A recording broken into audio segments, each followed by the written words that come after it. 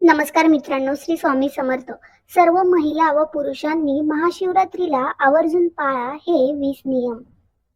महाशिवरात्रीचे व्रत लहान मुलं, स्त्रिया, पुरुष, घरातील सगळ्यांनीच केले पाहिजेत. महाशिवरात्री उपवासाचे नियम. 1. महाशिवरात्री उपवासाच्या दिवशी सकाळी लवकर उठून पाण्यात काळे तीळ टाकून अंघोळ करावी. शक्य असल्यास गंगा स्नान करावे किंवा अंघोळीच्या पाण्यात गंगाजल मिक्स करून देखील तुम्ही अंघोळ करू शकता. 2. उपवासाचे इच्छित फळ मिळण्यासाठी उपवासाच्या दिवशी शक्यतो फलाहार करून उपवास पकडावा.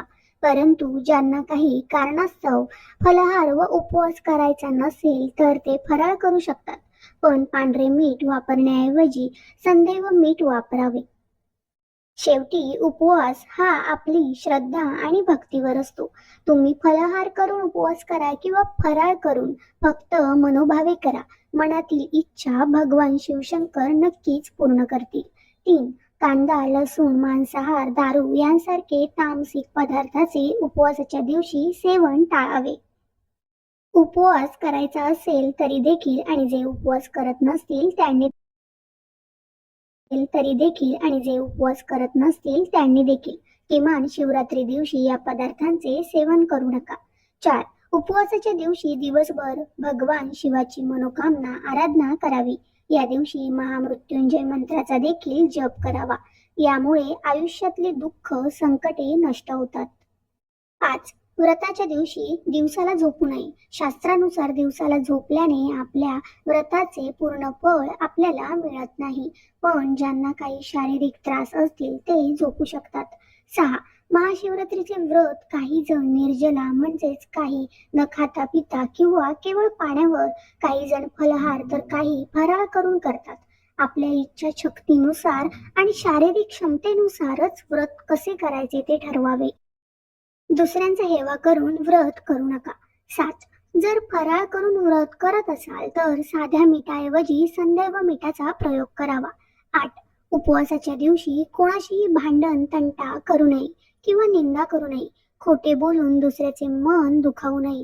आपले आचरण केवळ सात्विक ठेवावे. 9. उपवासाच्या दिवशी ब्रह्मचर्याचे पालन करावं. शरीर आणि मनाची शुद्धता राखून ठेवावी म्हणून स्त्री पुरुष दोघांनी ब्रह्मचर्याचे पालन करावे. 10. शिवपुराणात महाशिवरात्रीच्या दिवशी रात्री जागरण करण्याला अतिशय महत्त्वाचे सांगितले आहे. काही ठिकाणी रात्री जागरण करून भगवान शिवाची पूजा, मंत्रजप केला जातो. यामुळे व्रताचे फळ दुप्पट मिळते अशी मान्यता आहे. ते केवळ आपल्या श्रद्धेवर अवलंबून असते. 11.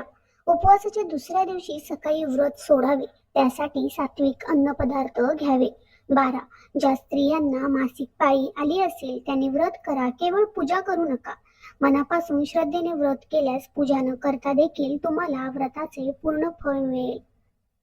13. गरोदर आणि स्तनपान करणाऱ्या स्त्रियांनी शक्य असेल तरच उपवास करावा, नाही तर केवळ भगवान शंकराची पूजा, विधी आणि मंत्रजप केला तरी देखील चालेल. 14. महाशिवरात्रीला काही ठिकाणी बगर हा पदार्थ खाल्ला जातो. पण काही भागांमध्ये अशी मान्यता आहे की सोमवारच्या उपवासाला बगर खाऊ नये. आमच्याकडे देखील सोमवार आणि महाशिवरात्रीला उपवासाला बगर खाल्ली जात नाही. तुम्ही देखील महाशिवरात्रीला बगर खाऊ नका, परंतु तुमच्याकडे खात असतील तर तुम्ही खाऊ शकता. 15. शक्यतो सोमवारी किंवा महाशिवरात्रीला स्त्रियांनी केस धुवू नयेत. धुवायचेच असतील तर आधीच्या दिवशी धुवावे. 16. यश, समृद्धी, शांती आणि आनंद मिळवण्यासाठी भगवान शिवाला बेलपत्र, धतुराचे फळ, कच्चे तांदूळ, दूध, दही, चंदन, तूप, पाणी, भांग, ऊस अर्पण करावे.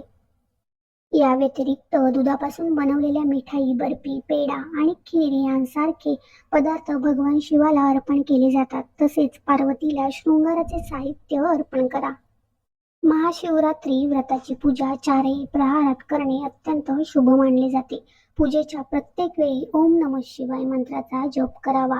याशिवाय शक्य असल्यास उपवासाच्या काळात रुद्राभिषेकही करावा. 17. उपवासाच्या दिवशी सकाळी शक्य असल्यास ब्रह्ममुहूर्तावर उठून भगवान शिवाची मनोभावे पूजा, मंत्र जाप केल्यास इच्छित फळ मिळते.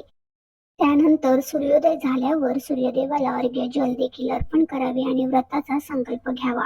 18 महाशिवरात्री उपवासासाठी शुद्धतेला विशेष महत्त्व आहे. या दिवशी स्नान करून स्वच्छ वस्त्र परिधान करणे आवश्यक आहे. त्यानंतर नित्याची देवपूजा करावी. 19 महाशिवरात्रीच्या दिवशी दिवसभर शिवाची पूजा केली जाते. ओम नमः शिवाय मंत्राचा जप केला जातो. 20 संतती प्राप्तीची इच्छा असेल तर जोडीने श्रद्धापूर्वक भगवान शंकराची पूजा करून उपवास केल्यास निश्चितपणे फळ मिळते आणि संतती प्राप्तीची इच्छा पूर्ण होते. श्री स्वामी समर्थ. ओम नमः शिवाय. धन्यवाद.